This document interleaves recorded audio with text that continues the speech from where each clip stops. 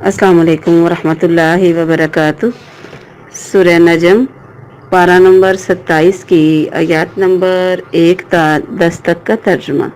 اعوذ باللہ من الشیطان الرجیم، بسم اللہ الرحمن الرحیم۔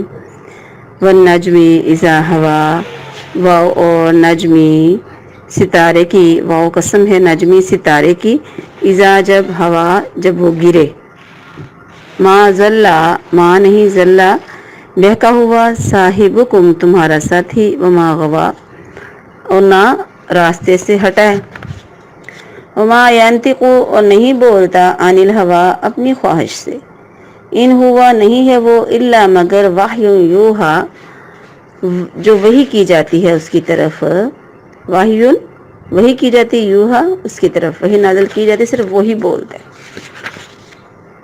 علمہ سکھایا ہے اس کو، شدید القوا مضبوط قوت والے فرشتے نے، ذو مرہ جو بڑی طاقت والا ہے، فاستوی پس بلند ہوا، وہو بالافق اور افق پر کنارے پر، اعلیٰ بلند کنارے پر تھا، ثم پھر دنا قریب ہوا، فتدلی پھر اتر آیا، فکانا پس ہو گیا، قاب قوسین فاصلہ، قوسین دو کمانوں کا، او ادنا یا اس سے بھی قریب، فاوحا الی عبدہ پس اس نے وحی کی اس کے اللہ کے بندے کی طرف، ما اوحا جو وحی کرنی تھی۔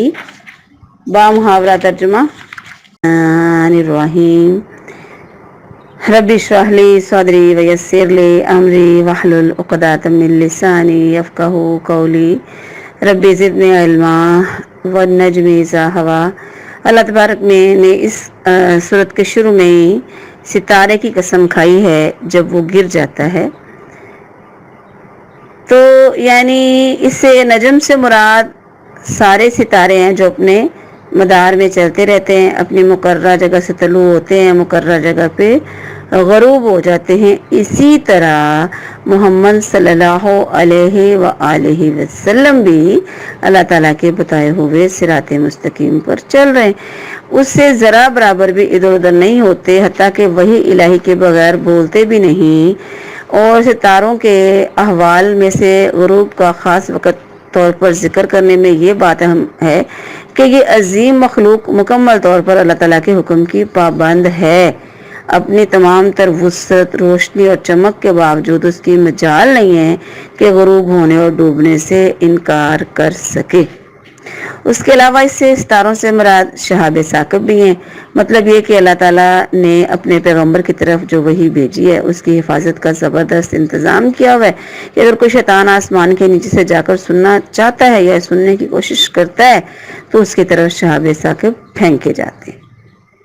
ما ضل صاحبکم وما غوا سے مراد یہ ہے کہ جو آپ کا ساتھی یعنی نبی علیہ السلام جو ہیں، یہ تمہارے ساتھی سے مراد نبی علیہ السلام ساتھی کہہ کر رسول اللہ صلی اللہ علیہ وآلہ وسلم کے صداقت اور امانت کی صفات کی طرف اللہ تعالیٰ نے توجہ دلائی ہے، جو کافروں کے ہاں مشہور بھی تھی کہ نبوت سے پہلے 40 سال اس نبی نے تمہارے ساتھ اور تمہارے درمیان اتنے خوبصورت گزارے ہیں، دن رات کے اتنے معمولات، اچھے اخلاق و عادات تمہارے سامنے ہیں، تو جس انسان نے کبھی جھوٹ نہیں بولا وہ اللہ تعالیٰ پر کیسے جھوٹ باندھ سکتا ہے؟ وما ینطق عن الہویٰ یعنی جان بوجھ کر غلط راستے پر نہیں چلتا، یہ نبی جو ہے بات بھی وہ کرتا ہے جو اس کو وحی کے ذریعے بتائی جاتی ہے، اپنی خواہش سے نہیں بولتا، رب کے حکم سے بات کرتا ہے۔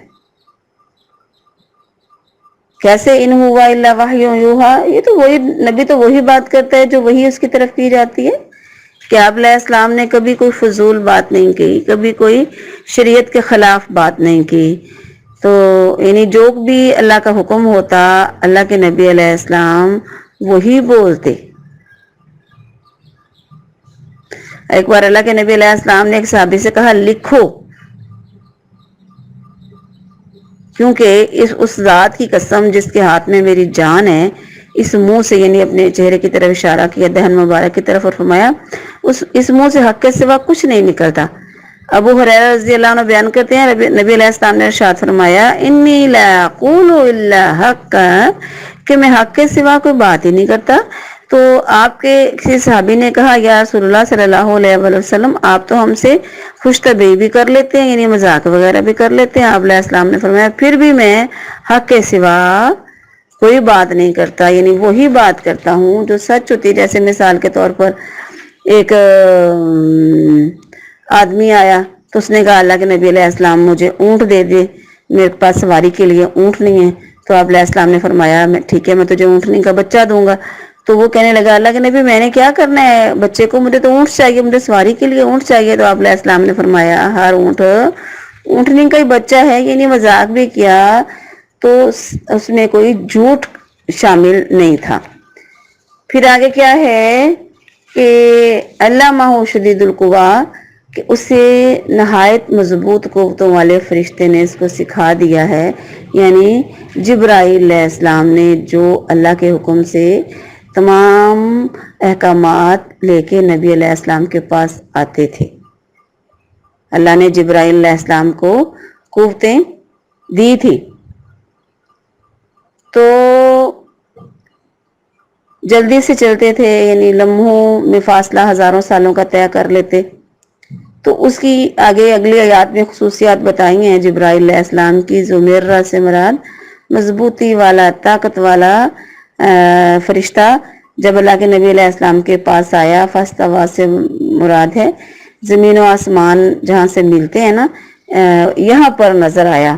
افق الاعلی، یعنی یہاں پر اللہ کے نبی علیہ السلام نے ان کو دیکھا، پھر قریب ہوا، آہستہ آہستہ اتر آیا، اللہ کے نبی علیہ السلام کے پاس آ گیا۔ رسول اللہ صلی اللہ علیہ وسلم نے اپنی زندگی میں جبرائیل علیہ السلام کو 2 بار ان کی اصلی حالت میں دیکھا۔ تو جبرائیل علیہ السلام کو جب اللہ کے نبی علیہ السلام نے پہلی بار دیکھا نا، تو آسمان کے مشرقی کنارے پر نمودار ہوئے، تو زمین و آسمان کا درمیانی فاصلہ ان سے پر ہو گیا۔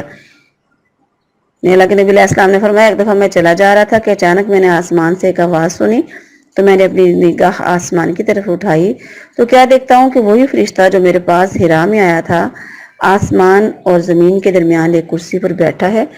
تو میں ڈر گیا، یہاں تک کہ میں زمین پر گر گیا۔ پھر میں اپنے گھر والوں کے پاس آیا، میں نے کہا کہ مجھے چادر اڑا دو، تو مجھے چادر اڑا دی کی۔ تو اللہ تعالیٰ نے یہ آیات نازل فرما دی، یا ایھا المدثر، اے چادر اوڑھنے والے۔